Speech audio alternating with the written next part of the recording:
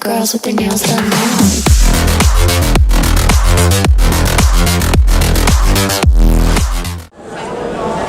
Merhaba arkadaşlar, kanalımıza hoş geldiniz. Bugün İstanbul Fuar Merkezindeyiz. Motosiklet fuarındayız. Bu sene Kawasaki ve Suzuki fuara katılmıyor. Yamaha Kawasaki'nin standını satın aldı ve Kawasaki yeni modellerini çıkarmadığından dolayı bu sene sadece Yamaha standı en büyük alanı kaplıyor. Yamaha standını Kral Motoru, Hero'yu, KTM'yi, tüm modellerin hepsini, markaların hepsini teker teker incelemeye çalışacak.